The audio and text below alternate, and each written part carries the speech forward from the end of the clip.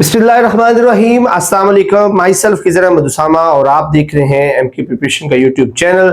Student, last lecture में हमने electrostatics का जो पहला हिस्सा था वो कंप्लीट किया, जिसमें हमने बेसिक जो इलेक्ट्रोस्टैटिक और चार्जेस से मुतालिक इंफॉर्मेशन थी उसको स्टडी किया, कूलम लॉ को देखा और उसके बाद गाजिस लॉ और उसके जो फर्दर एस्पेक्ट्स हैं वो सारे देखे थे। आज हमारा जो नेक्स्ट पार्ट है हम उसको डिस्कस करेंगे, जिसके अंदर हम पोटेंशियल इलेक्ट्रिक पोटेंशियल एनर्जी और उसके साथ साथ और जो डिफरेंट चीजें हैं वो सारी की सारी डिस्कस करेंगे। कैपेसिटर्स के बारे में पढ़ेंगे, उनकी चार्जिंग, उनकी डिस्चार्जिंग, वो सारी चीजें इसके अंदर डिस्कस होंगी। तो अंत तक इस वीडियो को जरूर देखिएगा। स्टार्ट करते हैं लेसन की। सबसे पहले हम बात कर लेते हैं electric potential energy. What is an electric potential energy? Electric potential energy is a stored energy a charge possesses due to its position, its position with an electric field measured in joules। यानी कि ये वो energy होती है जो किसी भी charge में पाई जाती है, स्टोर्ड होती है जब वो किसी इलेक्ट्रिक फील्ड में होता है, और ये होती है उसकी पोजीशन की वजह से कि वो इलेक्ट्रिक फील्ड के किस हिस्से पर है, कहां पर, किस पॉइंट पर मौजूद है, और उस पोजीशन की वजह से वो जो एनर्जी पोजेस करता है उसको इलेक्ट्रिक पोटेंशियल एनर्जी कहते हैं। या हम इसको इन शॉर्ट ये भी कह सकते हैं, it represent the work required to move a charge against an electric field. और इसको अगर हम और सिंप्लीफाई कर लें कि इलेक्ट्रिक फील्ड के अंदर आप, ये हमारे पास इलेक्ट्रिक फील्ड है, अगर इस डायरेक्शन में इसके अंदर आप एक चार्ज को एक पॉइंट से मूव करवा के दूसरे पॉइंट पर लेके जा रहे हैं, और इस मूवमेंट के दौरान जो उस पर वर्क डन किया जा रहा है, that is an electric potential energy. It is represented by U measured in joules, and mathematically we can write it as this 1/4 pi epsilon naught Q1 Q2 over R। अब इसकी जो nature है, conservative nature जो है वो conservative है किस तरह से कि ग्रेविटी की तरह ये जो वर्क डन होता है इलेक्ट्रिक फील्ड की तरफ चार्ज के ऊपर, उसे दो पॉइंट्स के दरमियान मूव करवाने में, वो इंडिपेंडेंट ऑफ द पाथ होता है। वो इस पाथ पर डिपेंड नहीं करता कि वो कौन सा पाथ फॉलो करता है, वो जिस भी पाथ पर जाए उसकी जो एनर्जी है वो कंजर्व रहती है।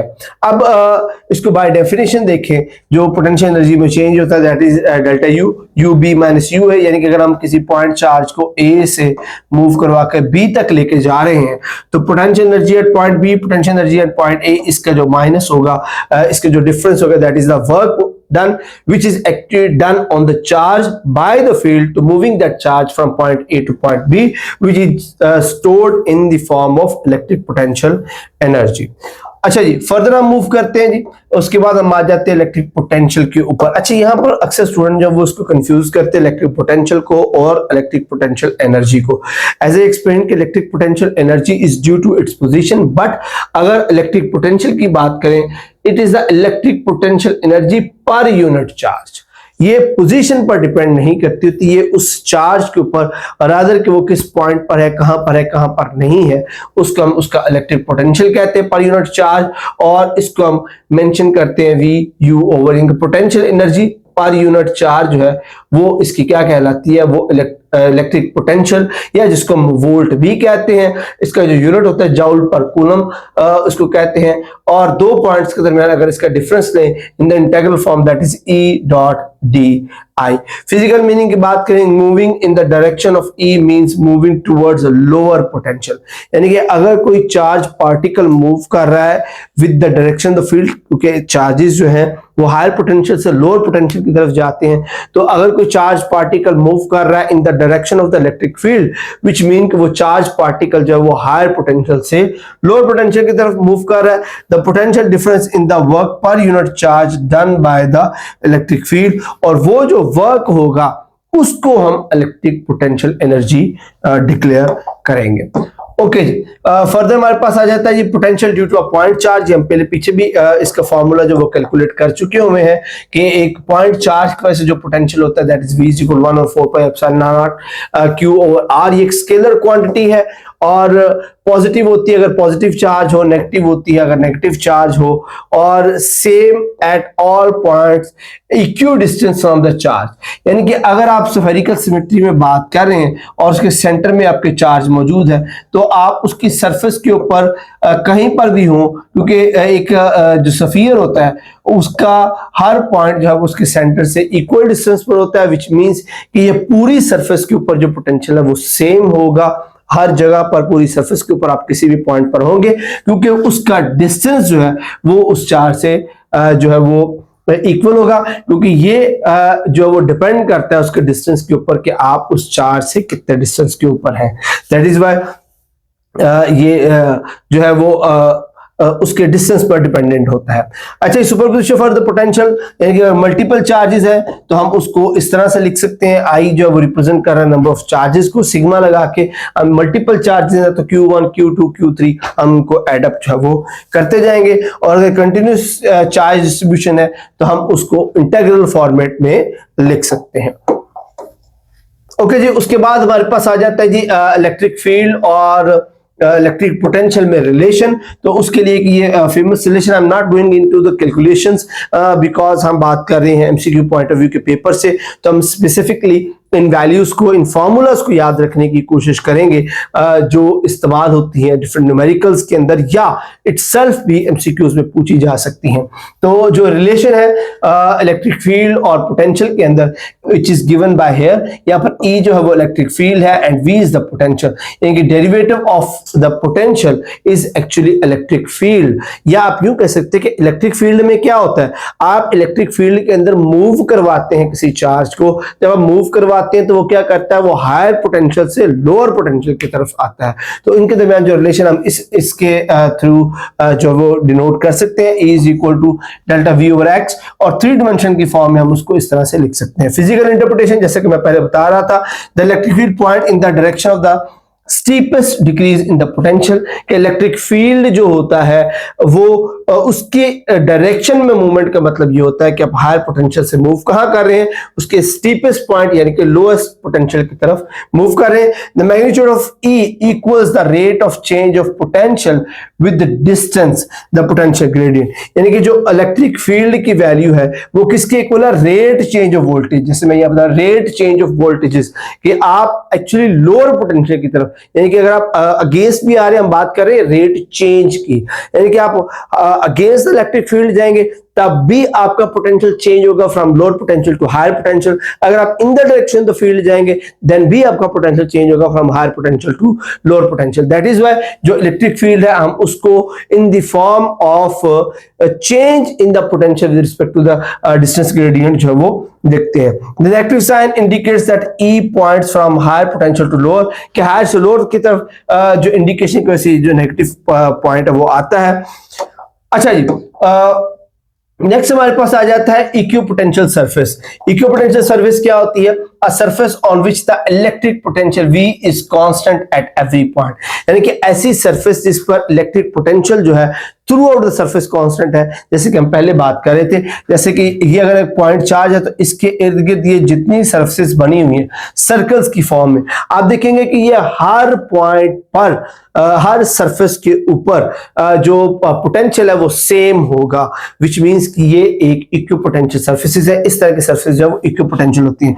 जैसे कि अगर हम इस सर्कल की बात कर लें तो इसके हर पॉइंट पर आपके पास चूंकि डिस्टेंस जो है वो सेम है, quantity of the charge same है, विच मीन कि हर इसके पॉइंट के ऊपर, इस सरफेस के पॉइंट के ऊपर जो इलेक्ट्रिक फील्ड है वो सेम होगा, इसलिए हम इसको इक्विपोटेंशियल, इस तरह की सरफेस को इक्विपोटेंशियल सरफेस कहते हैं। अच्छा, उसके बाद आ जाता है जी इलेक्ट्रॉन वोल्ट। इलेक्ट्रॉन वोल्ट एक और यूनिट है जो है वो एनर्जी को मेजर करने का।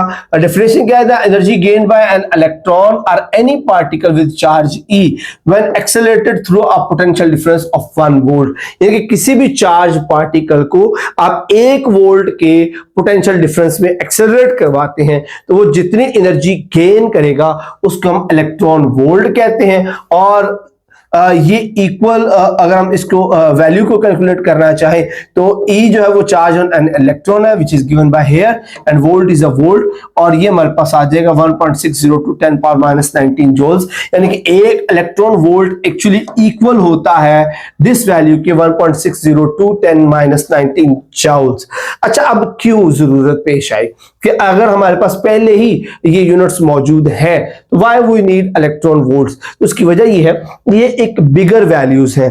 तो जब हम इस तरह की कैलकुलेशंस में जाते हैं जहां पर मल्टीपल पार्टिकल्स मौजूद होते हैं, मल्टीपल इलेक्ट्रॉन्स जो है वो यूज हो रहे होते हैं, तो ये बड़ी कॉम्प्लिकेशन कैलकुलेशंस हो जाती हैं, बड़ी लंबी लंबी कैलकुलेशंस हो जाती हैं। उसको सिंप्लीफाई करने के लिए, उसको आसान करने के लिए जो हम इलेक्ट्रॉन वोल्ट को यूज करते हैं। फॉर एग्जांपल अगर हम energy of a visible light photon को देखें तो इलेक्ट्रॉन वोल्ट में क्या आ रहा है, 2 to 3 इलेक्ट्रॉन वोल्ट, जो कि बहुत आसान है उसको कैलकुलेशन में इस्तेमाल करना, याद रखना और उसको इस्तेमाल करना। इसलिए हम जो है वो इलेक्ट्रॉन वोल्ट जो है एक बिगर यूनिट है जो हमें कन्वीनियंट रहता है during the calculation.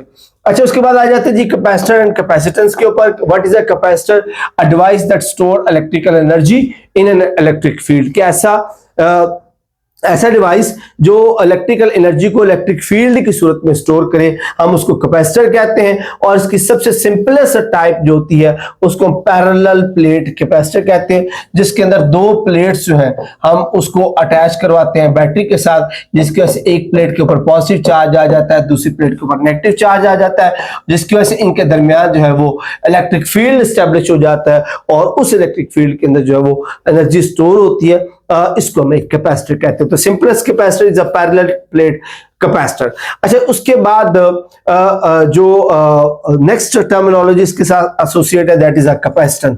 What is capacitance? Capacitance is actually a major how much charge a capacitor can store for a given voltages. के गिवन वोल्टेजेस पर एक कैपेसिटर कितना चार्ज स्टोर कर सकता है, उसको हम उसकी कैपेसिटेंस कहते हैं। इसका बेसिक यूनिट जो है वो फैरड है, बट इसके स्मॉलर यूनिट्स भी है, जैसे कि micro farad, nano farad, pico farad, जो डिपेंड करता है, जो कैपेसिटेंस है ये एक्चुअली डिपेंड करती है ज्योमेट्री के ऊपर और डाई इलेक्ट्रिक के ऊपर, कि आपके कैपेसिटर की ज्योमेट्री क्या है, उसके जो प्लेट्स का एरिया कितना बड़ा है, या उसके अंदर जो डाई इलेक्ट्रिक प्लेस किया जा रहा है वो किस तरह का है।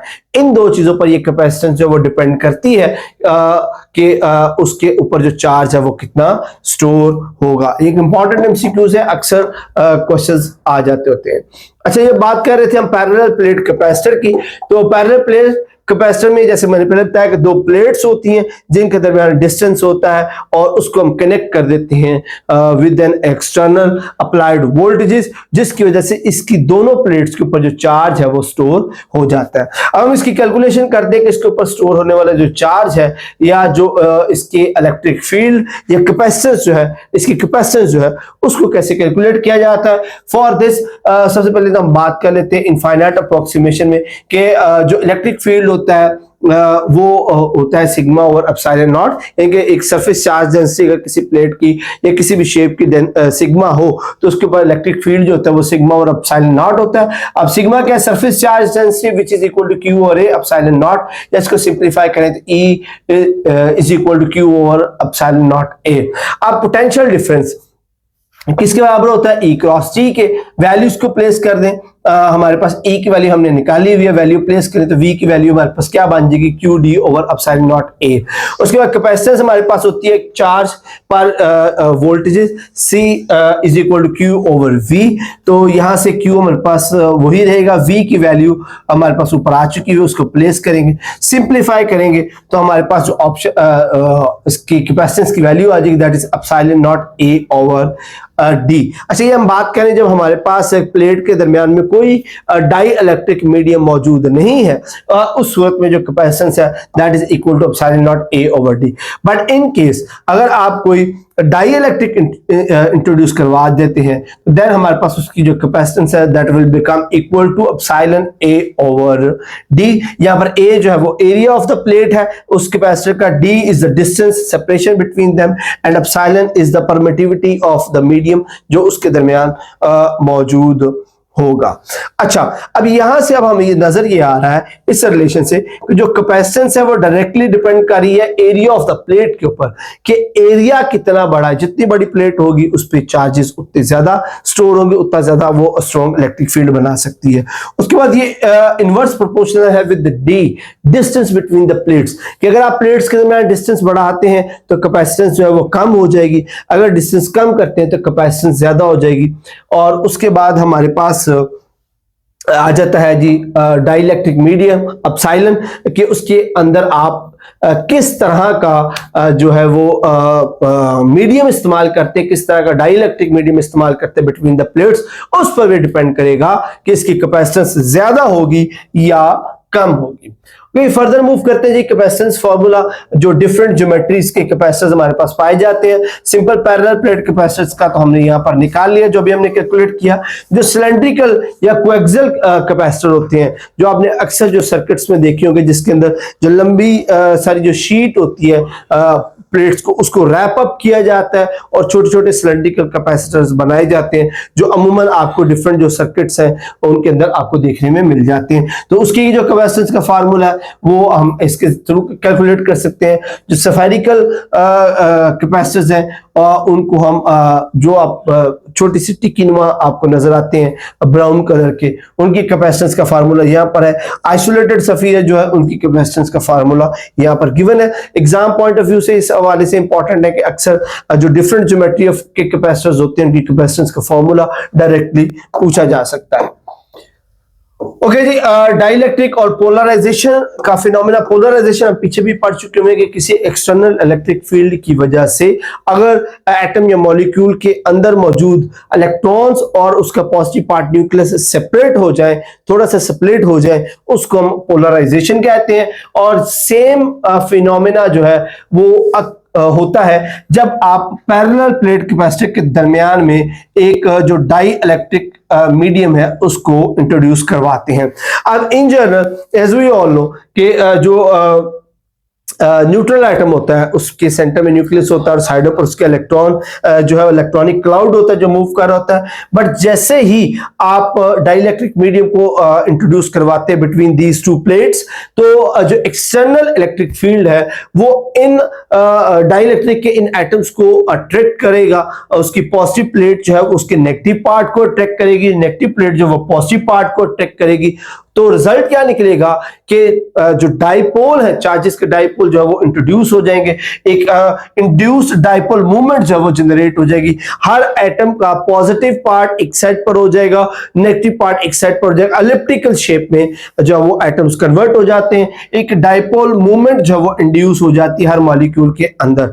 और ये जो डाइपोल मूवमेंट है ये अफेक्ट करती है जो उसका एक्सटर्नल जो इलेक्ट्रिक फील्ड है, जो जिसकी वजह से ये डाइपोल मूवमेंट जो वो इंट्रोड्यूस हुई है। तो उस सूरत हाल में जो नेट इलेक्ट्रिक फील्ड होगा इनसाइड द डाइलेक्ट्रिक, उसको हम इस रिलेशन की मदद से कैलकुलेट कर सकते हैं, which is E is equal to epsilon naught over K।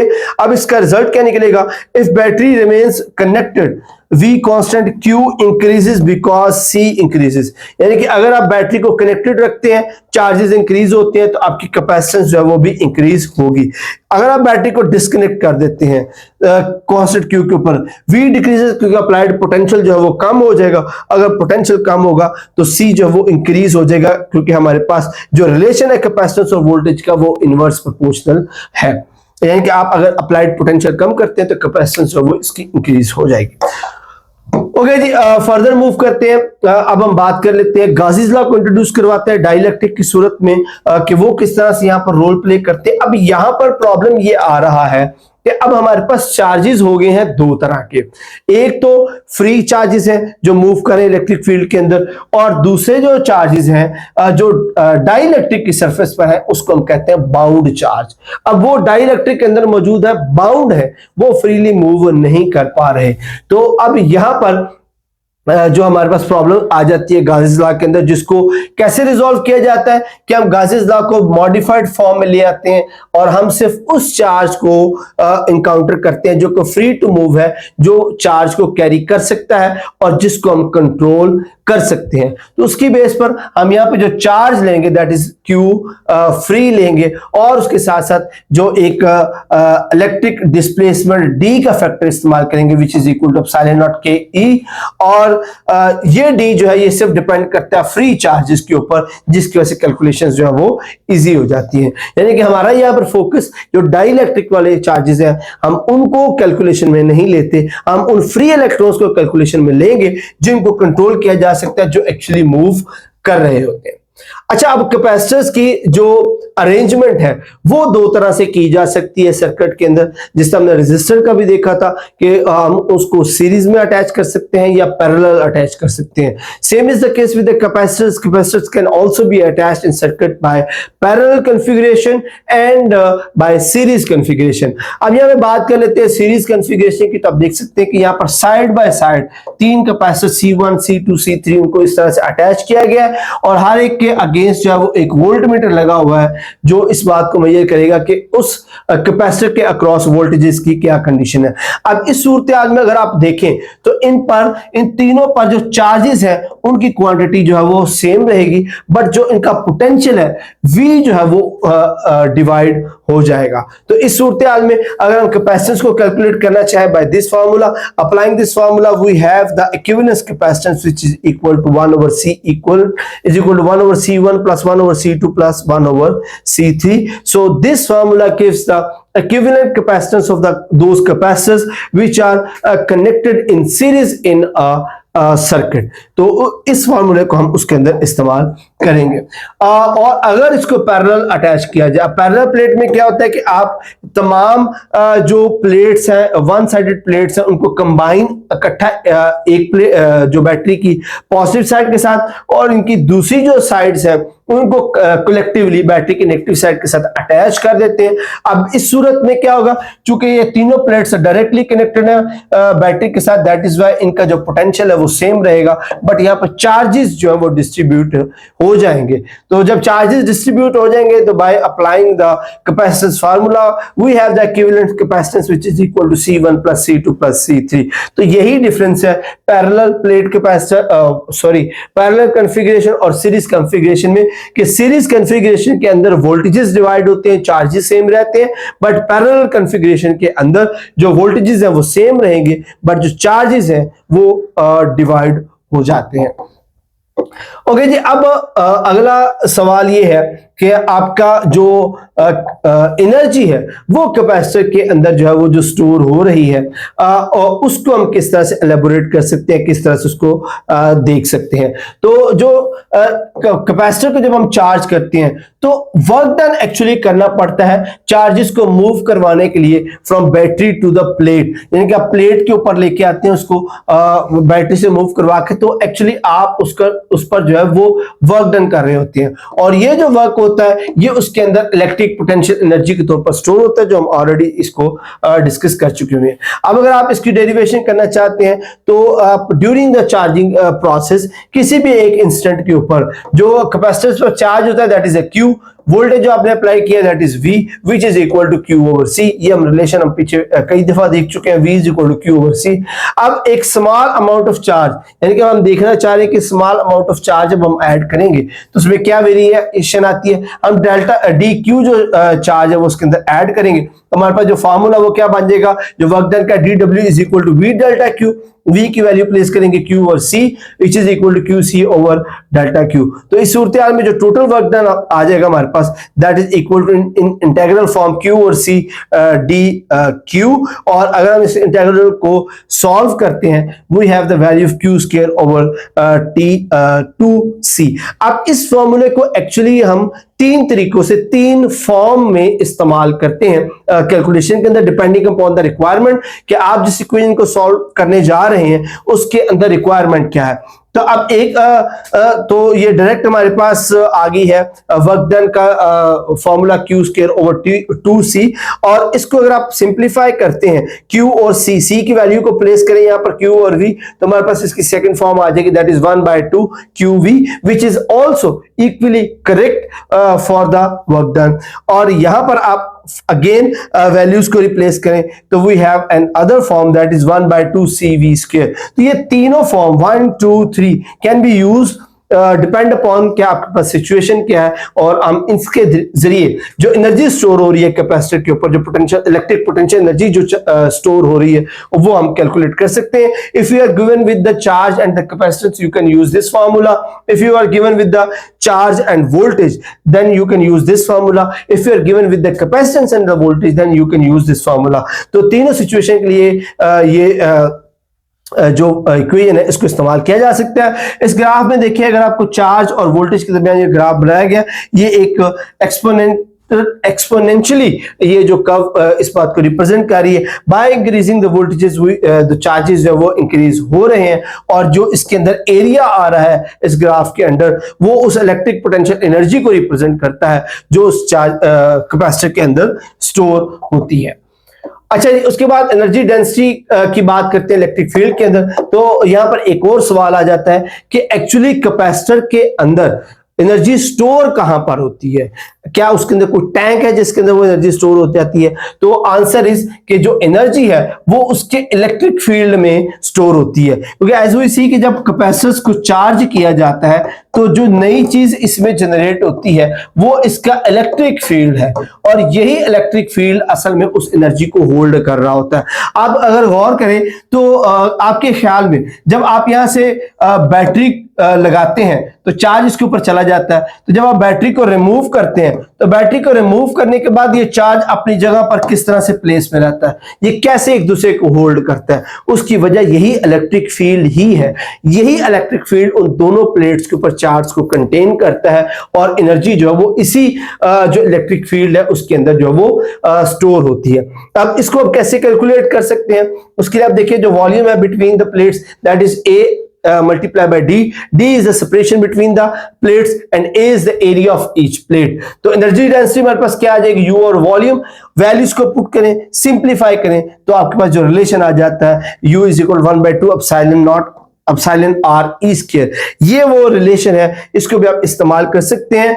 But इसके अंदर आप देखिए एप्सिलॉन नॉट और एप्सिलॉन आर दोनों है, विच मीन कि ये जो रिलेशन है ऑल्सो एप्लीकेबल अगर डाइइलेक्ट्रिक आप इंट्रोड्यूस करवा देते हैं बिटवीन दीज प्लेट्स। तो by this relation you can calculate the actual energy density of the charge which is introduced by applying the external voltages on a capacitor।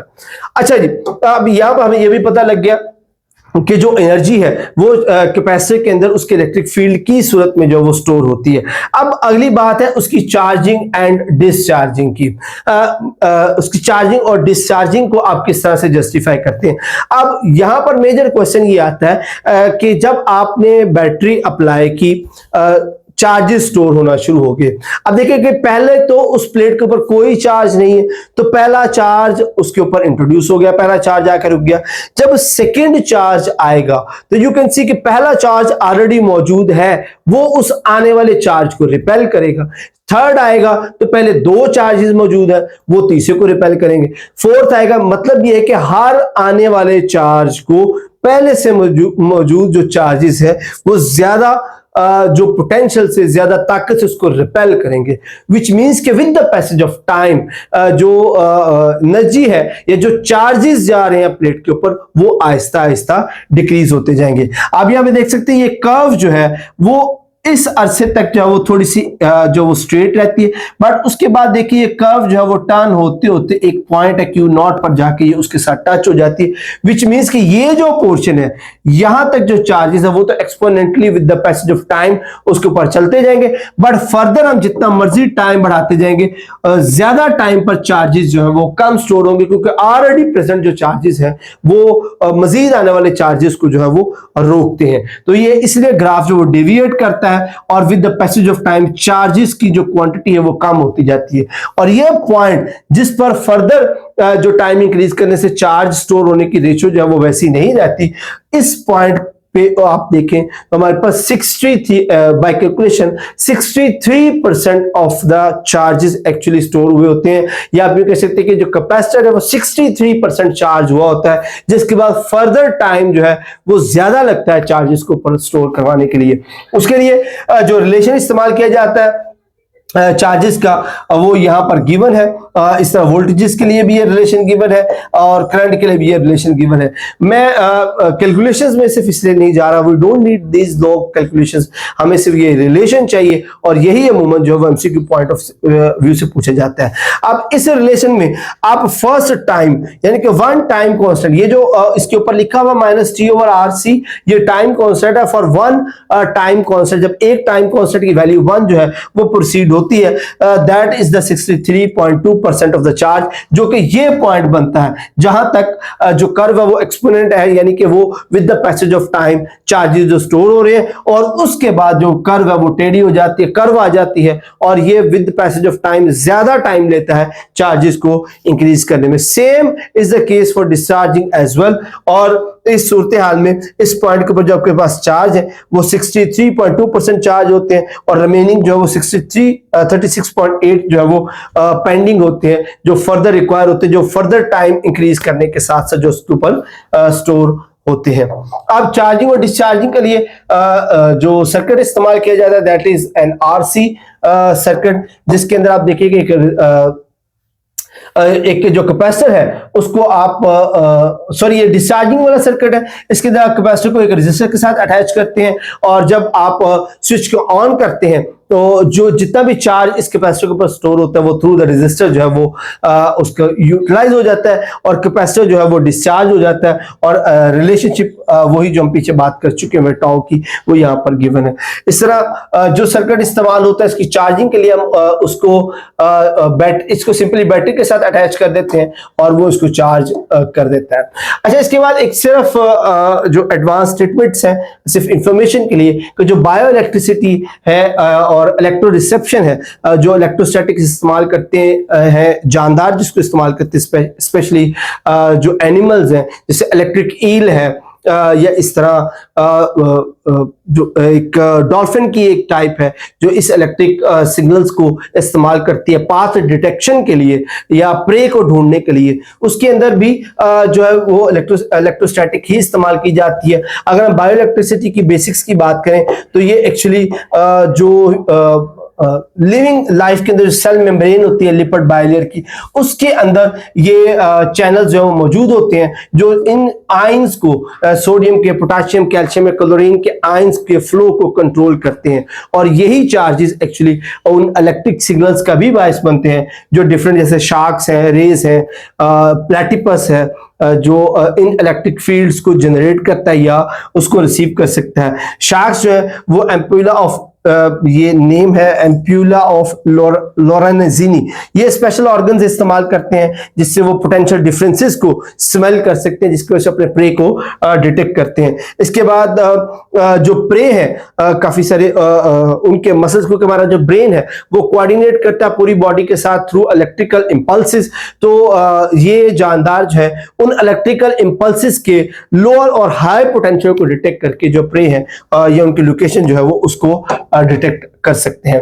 Application electrostatics की काफी सारी है, जिसके अंदर सबसे पहले सबसे ज्यादा जो इस्तेमाल होता है फोटोकॉपी या ज़ेरॉक्सग्राफी जो है, जिसके अंदर जो ड्रम इस्तेमाल किया जाता है उसके ऊपर सेलेनियम होती है। ये एक फोटो कंडक्टर डायोड है जो इंसुलेटर होता है जब डार्क होता है, लेकिन लाइट पड़ने पर ये इल्यूमिनेट होने पर ये कंडक्टर बन जाता है। और प्रोसेस में क्या होता है कि आप इसके ऊपर जो चार्जेस है वो इंट्रोड्यूस करवाते हैं, जैसा कि कोई डॉक्यूमेंट का इमेज होता है वो सेम इमेज चार्जेस की सूरत में उस सेलेनियम के ड्रम के ऊपर इम्प्रिंट हो जाता है by using a charge inked particle, जिसको पेपर के ऊपर लगा के बाद में हीटर के जरिए जो वो फिक्स कर दिया जाता है। उसके बाद इलेक्ट्रोस्टैटिक प्रेसिपिटेटर्स हैं जो एयर पोल्यूशन को कंट्रोल करने के लिए इस्तेमाल होते हैं। Exhaust gas passes through the high voltages region, यानी कि इसमें हम क्या करते हैं कि जो डिफरेंट जो एग्जॉस्ट गैसेस होती हैं जिसके अंदर मल्टीपल पार्टिकल्स होते हैं उसको चार्ज प्लेट्स के दरमियान में से उन गैसेस को गुजारते हैं। Corona discharge ionised gas molecule, corona discharge यानी कि हाई पोटेंशियल की वजह से उन प्लेट्स के दरमियान जो इलेक्ट्रिक स्पार्क्स प्रोड्यूस होते हैं उसको कोरोना डिस्चार्ज कहते हैं। वो उस सारे मटेरियल को, उस सारे एग्जॉस्ट को जब वो आयनाइज कर देते हैं, ions attach to the dust particle charging them, वो जो कोरोना डिस्चार्ज जो आयन जनरेट होते हैं एयर पार्टिकल के, वो डस्ट पार्टिकल के साथ अटैच हो जाते हैं, जिसकी वजह से जो डस्ट पार्टिकल्स हैं वो चार्ज हो जाते हैं, और वो चार्ज डस्ट पार्टिकल को फिर इलेक्ट्रिक फील्ड के जरिए जब वो अटैक करके उनकी जो शीट्स होती हैं, वो चार्ज प्लेट्स होती हैं, उसके ऊपर चिपका लिया जाता है, तो डस्ट पार्टिकल जो वो ट्रैप हो जाते हैं और क्लीन एयर को फिर हवा में जब वो छोड़ दिया जाता है।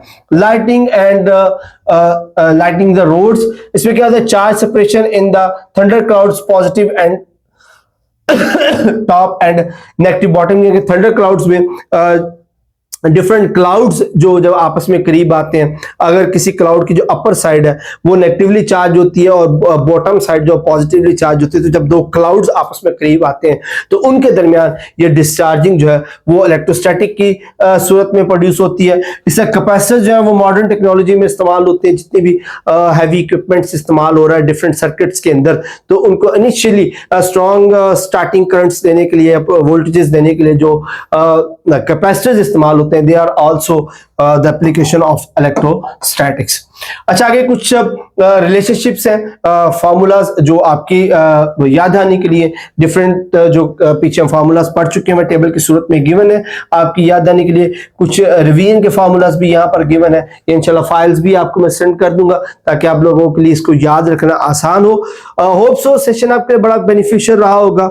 अगर आपके जहन में कोई सवालात हो तो कमेंट सेक्शन में जरूर पूछिएगा, और अगर आपने अभी तक हमारे यूट्यूब चैनल्स एमके प्रिपरेशन और एमके पब्लिकेशंस अभी तक सब्सक्राइब नहीं किया, उसको बेल आइकन पे क्लिक नहीं किया, तो अभी सब्सक्राइब करें, बेल आइकन पे क्लिक करें, ताकि जॉब से रिलेटेड मालूमात, डिफरेंट सब्जेक्ट से रिलेटेड जो इन्फॉर्मेशन है, हमारी नोट्स और बुक्स के बारे में जो इन्फॉर्मेशन है, वो बर वक्त आप तक पहुंचती रहे। Thank you so much. Allah Hafiz.